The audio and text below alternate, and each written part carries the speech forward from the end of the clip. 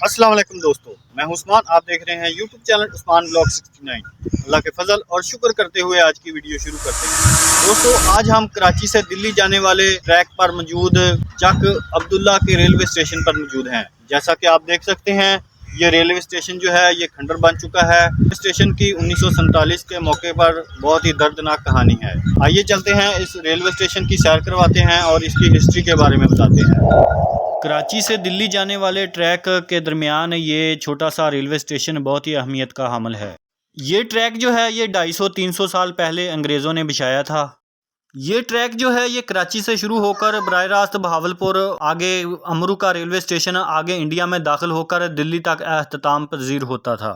ये ट्रैक जो है ये कराची से दिल्ली तक सामान ले जाने और पहुंचाने में अहम किरदार अदा करता था। जब 1947 में पार्टीशन का टाइम आया तो इस स्टेशन पर बहुत सी कहानियों ने जन्म लिया। यहाँ रहने वाले इर्द गिर्द के लोग जो थे, चाहे मुसलमान थे, चाहे हिंदू थे और चाहे सरदार साहबान थे।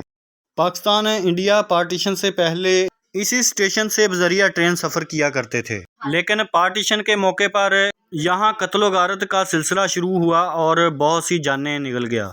उसी वक्त इस स्टेशन से इर्द गिर्द के जो लोग थे, बजरिया ट्रेन जो है यहाँ से वो इंडिया हिजरत करके चले गए और वहाँ इंडिया में जो लोग थे वो वहाँ से हिजरत करके यहाँ पाकिस्तान आए थे। बहुत से लोग जो थे वो लुकमाए अजल बन गए और जो कुछ बचे थे वो यहाँ पहुँचे थे। बहुत से खानदान तबाह बर्बाद हो गए, किसी की बहन खो गई, किसी का भाई खो गया और किसी के माँ बाप खो गए। अगर उस दौर के जो बुजुर्ग अभी मौजूद हैं उनसे अगर पूछे तो हर कोई अपनी दर्द भरी कहानी सुनाता है। इस स्टेशन ने बहुत ही अरूज देखा, लेकिन जब इसके ज़वाल का टाइम आया तो बहुत ही दर्दनाक टाइम था। वो भी क्या दौर था कि यहाँ तेज़ तरीन ट्रेनें दौड़ा करती थी, बहुत ही अरूज हुआ करता था। लोग यहाँ से दिल्ली जाया करते थे, वहाँ ख़रीदो फरोख्त करके शाम को वापस आ जाया करते थे, क्योंकि उस वक्त इंडिया पाकिस्तान जो है वो एक हुआ करता था। नवाब ऑफ बहावलपुर भी इसी ट्रैक से आया जाया करते थे और अपने इलाके का दौरा किया करते थे। नवाब ऑफ बहावलपुर ने ज़रूरत के पेश नज़र बहावल नगर जंक्शन से लेकर हरूनाबाद फोटाबाज तक ट्रैक बिछाया था। ये ट्रैक भी अंग्रेज़ अमले ने बिछाया था और फोटाबाज वाला ट्रैक जो है वो भी अंग्रेज़ों ने बिछाया था। उसके अलावा इस ट्रैक पे जितने भी रेलवे स्टेशन हैं अंग्रेज़ अमला काम किया करता था। इस बिल्डिंग की बात करें तो ये बहुत खस्ता हाल हो चुकी है, क्योंकि ज़माने गुजर गए, यहाँ ट्रेन नहीं आती, इसलिए ये वीरान हो चुका है। हम इस वक्त टिकट घर के सामने खड़े हुए हैं, यहाँ से टिकट मिला करती थी। यहाँ उस वक्त रेलवे मुलाजम जो है वो टिकटें दिया करता था। अब देखें इसके क्या हालात हो चुके हैं, ये बिल्कुल ही खंडर बन चुका है। यहाँ गंदगी के ढेर पड़े हुए हैं। इसकी छत जो है वो भी बहुत खस्ता हाल हो चुकी है, दीवारें जो है गिरने वाली हैं, बहुत ही बुरे हालात हैं। वो भी क्या दौर था कि यहाँ लाइनों में लग के लोग टिकटें लिया करते थे, लेकिन अब ये वीरान हो चुका है। यहाँ ट्रेनों के शेड्यूल और टाइम टेबल वगैरह लिखे जाते थे और हदायत वगैरह लिखी हुई है। इसके दर द्वार जो हैं ये इसकी अरूज और ज़वाल की दास्तान जो है रो रो कर बयान कर रही है। ये ब्लैक बोर्ड लगाया गया था, यहाँ कुछ तहरीरें लिखी जाती थी, जो अब टूट फूट चुका है, बिल्कुल ही ख़त्म हो चुका है। यहाँ जो विंडो थी वो भी ख़त्म हो चुकी है, दीवार जो है वो गिरने वाली है। इसकी छत जो है ये भी बहुत खस्ता हाल है, दीवारों में दरारें आ चुकी हैं। दोस्तों, ये सड़क के आसार आपको नज़र आ रहे होंगे, ये उस वक्त यहाँ से रास्ता बनाया गया था जो आबादी की तरफ जाता था। अब हम इस बिल्डिंग की बैक साइड में आ चुके हैं। दोस्तों, चेक करें ये कितनी खस्ता हाल हो चुकी है। साबका हुकूमत ने यहाँ लाइन बिछाने के लिए कॉन्ट्रैक्ट दे दिए थे, लेकिन ये काम जो है अभी लटका हुआ है। पता नहीं कब यहाँ ट्रैक बिछाए जाएंगे और इस इलाके को फ़ायदा पहुँचेगा। अगर यहाँ ट्रैक बिछा दिए जाएं तो ये हुकूमत की तरफ से एक अच्छा कदम होगा और यहाँ इलाके की तरक्की के लिए बहुत अहम किरदार अदा करेगा। यहाँ एक बत्ती गोदाम भी नज़र आ रहा है। दूसरी तरफ जो है वो क्वार्टर बने हुए हैं जो ज़मीन बोस हो चुके हैं। इस बिल्डिंग की जो दीवारें हैं ये नीचे से खोखली हो चुकी हैं।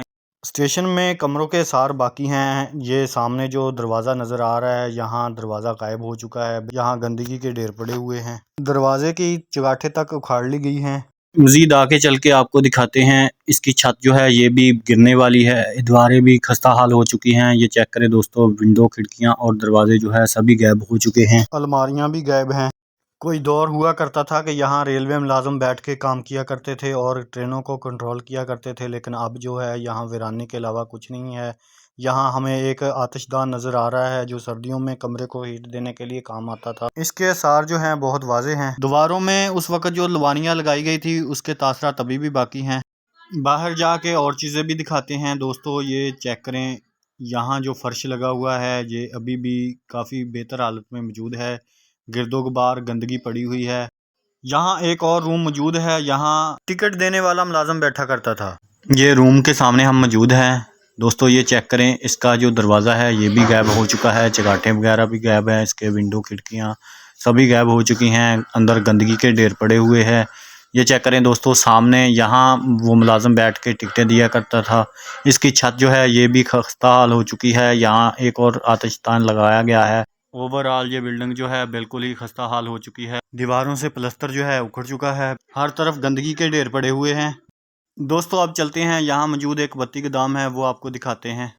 हम आ चुके हैं बत्ती गोदाम के पास। ये भी बहुत खस्ता हाल हो चुका है दोस्तों। ये फट्टी लगी हुई थी जिसके ऊपर चक अब्दुल्ला लिखा हुआ था, लेकिन अब ये टूट चुका है। ये इसकी एंगलें पड़ी हुई हैं जिसके ऊपर इसे नस्ब किया गया था। कुछ टाइम बाद ये भी गायब हो जाएगी।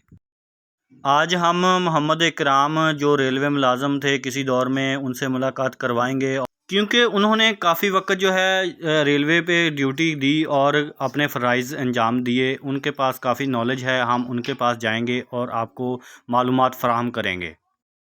दोस्तों ये बिल्डिंग देखें, ये उस वक्त यहाँ क्वार्टर बनाए गए थे, यहाँ रेलवे का अमला जो है आराम फरमाया करता था। ये चेक करें, ये ज़मीन बोस हो चुका है, बिल्कुल ही खंडर बन चुका है। इसकी छतें जो है गायब हो चुकी हैं, दीवारें खोखली हो चुकी हैं, छतें गिर चुकी हैं। जहाँ और भी बहुत से क्वार्टर बनाए गए थे लेकिन वो ज़मीन बोस हो चुके हैं। ये कुछ चंद आसार बाकी हैं। मेन बिल्डिंग की तरह इसके भी दरवाजे, विंडो, खिड़कियाँ गायब हो चुके हैं। वो सामने आपको जो आसार नज़र आ रहे हैं, वहाँ आतिशदान लगाया गया था। यहाँ उस वक्त तो विंडो लगा हुआ करता था लेकिन अब वो भी गायब हो चुका है। स्टेशन की मेन इमारत जो है वो भी काफ़ी बेहतर हालत में है, लेकिन ये तो बिल्कुल ही ख़त्म हो चुका है। इसकी छत गिर चुकी है लेकिन ऊपर जो गार्डर से है वो नज़र आ रहे हैं। इसके साथ ही एक और रूम मौजूद था लेकिन उसकी दीवारें बिल्कुल ही गायब हो चुकी हैं। इसकी छत भी गिर चुकी है, सिर्फ एक गार्डर सा आपको नज़र आ रहा होगा। दोस्तों चलते हैं अकराम साहब के पास जो रेलवे मुलाजम रह चुके हैं, उनसे ट्रैक के बारे में पूछते हैं। सर क्या हाल चाल है? ठीक है अल्हम्दुलिल्लाह, अल्लाह का करम है। सर अपना नाम बताइएगा। मोहम्मद इकराम जी। आपके वालिद साहब का क्या नाम है? खैरुद्दीन जी। आपके वालिद साहब पहले रेलवे मुलाजम रहे, उसके बाद आपने ज्वाइन किया था? जी जी। आपने किस सन में ज्वाइन किया था? 19 अक्टूबर 67। 1967 में। हाँ जी। किस रेलवे स्टेशन पे आपकी ड्यूटी थी?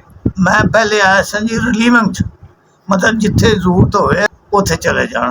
तो सर ये दसो कि ये जिहड़ा कराची तो लैके दिल्ली तक रेलवे ट्रैक सीगा, ये किहड़े दौर च विछाया गया? अंग्रेज़ां दी सब तो पहली लैन, पाकिस्तान तो कल बनदा पिया। अच्छा। अंग्रेज़ां दी कम अज कम 250-300 साल पहले दी लैन के बजरिया बहरी जहाज समान कराची आ जाता सी।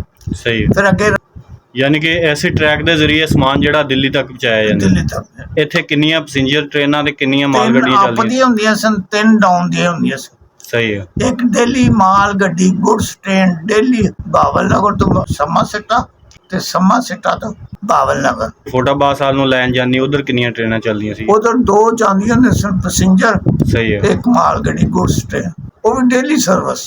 इथों गन्ना खरीदिया जांदा सी, बजरिया ट्रेन उत्थे जांदा सी। सही है। मेरा वालिद जेड़ा रेलवे मुलाजम सी जी। पाकिस्तान दे विच सानू पहला स्टेशन बगदाद मिलिया सी। सही है। फिर बगदाद तो ट्रांसफर चुपियाने स्टेशन दी हुई सी। दोस्तों उम्मीद है कि मेरी ये वीडियो आपको बहुत पसंद आई होगी। इसको लाइक सब्सक्राइब करना ना भूलिएगा। मुझे दीजिए इजाज़त, बहुत सारी दुआओं के साथ। अल्लाह हाफिज़, अल्लाह निगहबान।